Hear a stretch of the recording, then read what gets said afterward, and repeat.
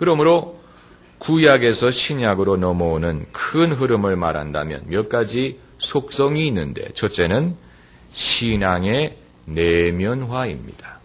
하나님은 어떤 특정한 장소에만 계시는 분이 아니고 무소부재하시고 우리의 마음속에 계십니다. 그러므로 우리가 하나님을 만나기 위하여 특정한 장소를 가야 되는 것이 아니고 특정한 예식이나 형식을 필요로 하는 것이 아니고 우리의 마음으로, 우리의 신령과 진정으로 하나님을 예배할 수가 있고 하나님이 그렇게 우리를 만나 주십니다. 그리고 두 번째는 신앙의 자율화입니다. 그 말은 억지로 마지못해 의무적으로 신앙생활을 하는 게 아니고 우리가 원하기 때문에, 즐거워하기 때문에, 우리 스스로 하나님을 사랑하기 때문에 하는 것이 바로 신앙의 자율화입니다.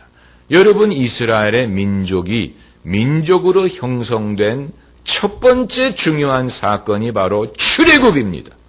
출애굽 이전에는 이스라엘이 국가가 되지 못하고 민족이 형성되지 못했습니다. 아이덴티티가 형성되지 않았습니다. 언제 그들이 아이덴티티가 형성이 됐느냐? 6월절 날 어린 양의 피를 문설주와 좌우 인방에 발라서 하나님이 그것을 보고 건너가신 집, 그 집에 속한 사람들은 다 이스라엘 민족이 그 사건으로 인해서 이스라엘 민족과 그렇지 않은 민족이 구별됩니다. 예, 그들의 아이덴티티가 처음으로 형성되게 된 것은 종되었던 자들이 자유함을 얻은 사건입니다. 아주 의미심장합니다. 종으로 매여 있는 사람은 하나님을 예배하지 못하고 하나님을 예배하기 위해서는 자유하여야 된다. 여기에서 신앙인의 자율화라는 것을 볼 수가 있습니다. 우리가 종으로 억지로 하나님을 예배하고 섬기는 것이 아니고 자유합니다. 주님은 우리를 자유하게 하셨습니다. 나 자유 얻었네, 너 자유 얻었네, 우리 자유 얻었네. 자유함을 얻었다는 것은 죄에서 자유함을 얻었다는 것뿐만이 아니고 율법의 다스림으로부터 나를 메고 있는 모든 관습이든 모든 것으로부터 주님이 우리를 자유하게 하셔서 이제는 우리가 진정으로 하나님을 사랑할 수가 있는 것입니다. 사랑은 자율적으로 하는 것이지 억지로 하는 것이 아니기 때문에. 그리고 세 번째 속성은 신앙인의 인격화입니다. 그 말은 하나님은 우리를 로봇으로 여기지 않고 종으로 여기지 않고 인격적으로 대하십니다. 인격적으로 대하십니다.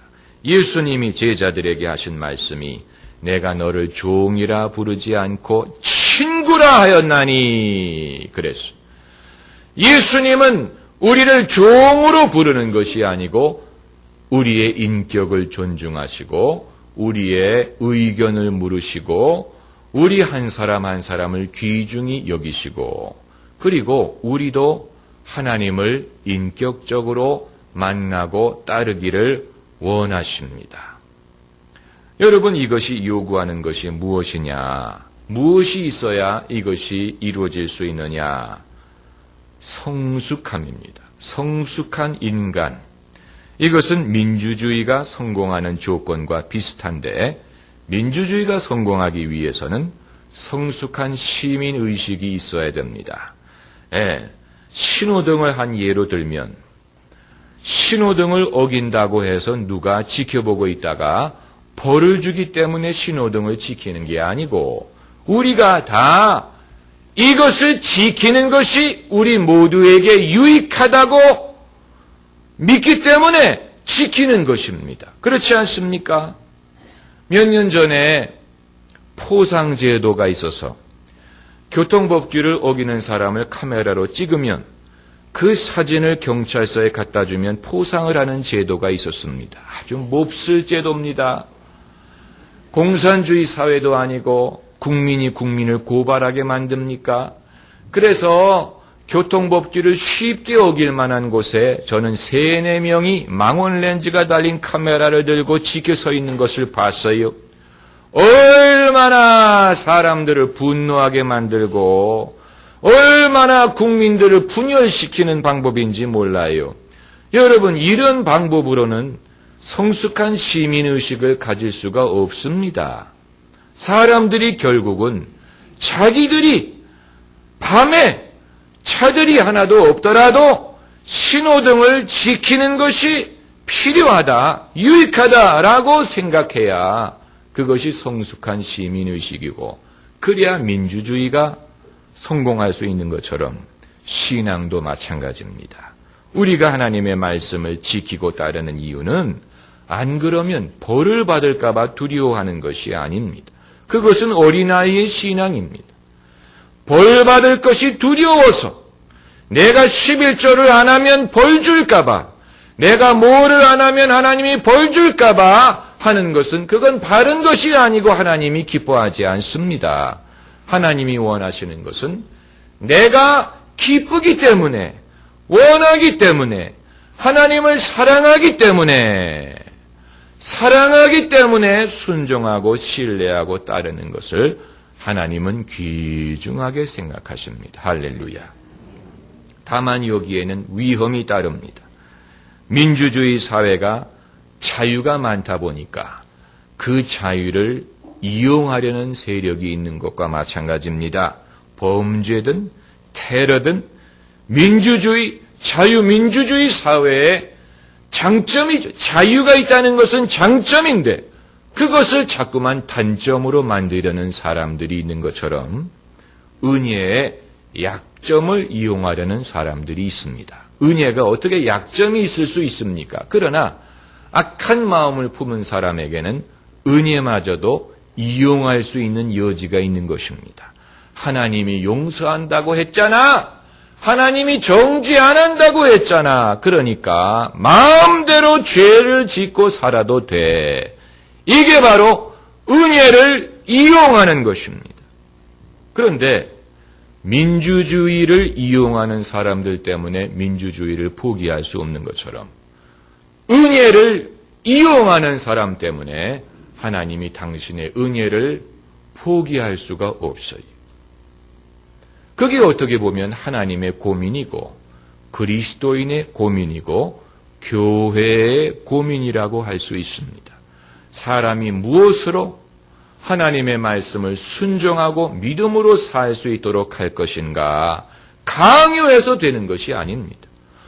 벌을 두렵게 함으로 되는 것이 아니고 결국은 사람들이 다 하나님의 사랑에 감동이 되고 하나님을 사랑하는 자들이 되고 하나님이 그들에게 정직한 영혼을 주셔서 즐거움으로 천성을 향해 가는 성도들아 주와 같이 길 가는 것 즐거운 일 아닌가. 즐거운 일입니다.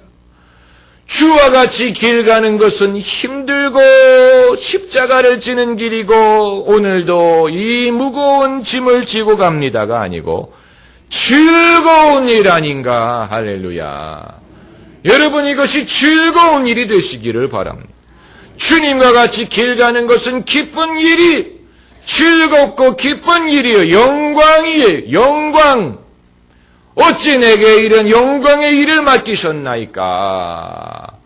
그게 여러분 은혜로 사는 사람입니다. 오늘날 우리나라 교육 현실에서 지향하는 것과 비슷합니다. 우리는 주입식 교육에 한계가 있다는 것을 알고 창의적인 교육을 원합니다. 그래서 학생들이 스스로 생각할 줄 알고 스스로 판단할 줄 알고 그들의 상상력이 한계 없이 뻗어나가는 그런 인재가 앞으로 필요하다는 것을 알기 때문에 그런 식으로 우리가 교육을 하려고 하는 것처럼 하나님의 방식도 마찬가지입니다. 하나님은 주입식 신앙을 기뻐하지 않습니다. 우리는 로봇가 아닙니다. 우리는 인격체고 선택할 수 있고 책임질 수 있고 사랑하는 것을 가장 좋아합니다. 사랑. 우리가 자율적으로 판단하고 선택하고 선한 일을 분별하고 그것을 갈 수 있는 것, 그것이 인격적인 신앙입니다. 그것이 바로 하나님의 법을 우리 마음에 두신다는 뜻입니다. 오늘 본문의 10절 말씀에 주께서 가라사대 그날 후에 내가 이스라엘 집으로 세울 언약이 이것이니, 이게 바로 신약을 말하는 것입니다. 내 법을 어디에 두고 저희 생각에 두고 저희 마음에 이것을 기록하리라. 이것은 여러분 돌에 새긴 율법과 대비가 됩니다. 구약은 돌판에 새긴 법이지만 신약은 우리의 마음에 성령으로 새긴 법입니다. 성령으로 새긴 법입니다. 그래서 돌에 새긴 율법은 무엇과 같으냐면 아이들을 다스리는 것과 같습니다. 일어나! 밥 먹어! 공부해! 숙제해! 학교 가! 자! 일률적이지요. 죄수들을 다스리는 것도 이와 같습니다. 다 기립! 1번 앞으로 나와! 식사 시작! 식사 끝! 여러분, 이것은 비참하지요. 율법에 의한 신앙은 이와 같습니다. 반대로 마음에 새긴 율법은 우리가 스스로 판단하고 선한 것을 선택하고 즐거워서 그 일을 하게 하는 것입니다. 제가 여러분에게 누차 인용하는 예화가 아침에 일어나서 옷장을 열고 하나님께 기도한다는 여성입니다. 하나님, 오늘은 무슨 옷을 입을까요? 그러면 하나님이 알려주신다고 하는데 하나님이 할 일이 없습니까? 왜 자기 취향대로 선택하지 못합니까? 이것은 어쩌면 자기의 책임을 회피하려는 것이라고 볼 수 있습니다. 자기가 선택하는 것이 힘들어요. 그냥 하나님이 다 가르쳐 주셨으면 좋겠어요. 배우자를 고르는 미혼 남녀에게 제가 하고 싶은 말은 하나님의 뜻을 말하기 이전에 하나님의 뜻도 귀를 기울여야 되지만 하나님의 뜻을 말하기 이전에 네가 사랑하는 사람이 누구냐를 생각해봐라. 당신이 누구를 사랑한다는 사실 속에 하나님의 뜻이 이미 담겨져 있는 것이다. 정치의 큰 뜻을 품은 부부와 식사를 한 적이 있습니다. 남편이 어떤 국제단체 회장 자리를 맡아야 될까 말까를 놓고 고민을 하면서 그 아내가 저에게 물어봤습니다. 하나님의 뜻이 어디 있을까요? 제가 정답을 말씀해 줄 줄로 생각한 것 같습니다. 그래서 저는 이렇게 대답했어요. 하나님이 할 일이 없어서 그런 것까지도 가라 마라 이렇게 말씀하시는 분이 아니고 여러분이 잘 알아서 선택을 하세요. 그랬더니 남편이 반색을 하면서 그렇지요 목사님. 제 생각도 그래요. 그러니까 신앙에 있어서는 이 남편이 아내에게 눌려 사는 것입니다. 아내가 늘 하나님의 뜻 그러니까 남편도 눌려가지고 그러나 티를 낼 수는 없고 그래서 제가 그분들에게 그랬습니다. 아무나 국가 지도자가 되고자 하는 꿈을 가질 수 있는 것이 아닙니다. 여러분들이 거기에 대해서 꿈을 가질 수 있다는 것은 이미 하나님의 뜻이 거기에 담겨져 있다는 증거입니다. 그랬더니 정말로 고마워하더라고요. 여러분은 별로 안 고마워하는 것 같은데 예수님이 소경 바디메오에게 물어보셨지요. 내게 무엇 해주기를 원하느냐? 소경이요? 거지예요? 가장 밑바닥에 있는 사람. 이제껏 어느 누구도 바디메오의 의견을 물어보려고 하지 않았는데 예수님은 물어보셨어요. 예수님은 임의로 네가 뭐가 필요한지 난 다 안다 이렇게 하신 게 아니고 물어보셨어요. 내게 무엇 해주기를 원하느냐? 여러분 하나님의 뜻을 분별하기 원하십니까? 오늘이라도 하나님이 여러분에게 내게 무엇 해주기를 원하느냐라고 물어보신다면 주저함이 없이 마음에서 우러나오는 그 소원 거기에 이미 하나님의 뜻이 담겨져 있습니다. 저는 목사가 돼야 되기 때문에 목사가 된 게 아니고 목사가 되고 싶어서 목사가 되었습니다. 여러분, 여기에 하나님의 뜻의 흔적을 볼 수가 있고 우리 마음에 새기신 성령의 율법을 볼 수가 있는 것입니다. 할렐루야. 기도하십시다.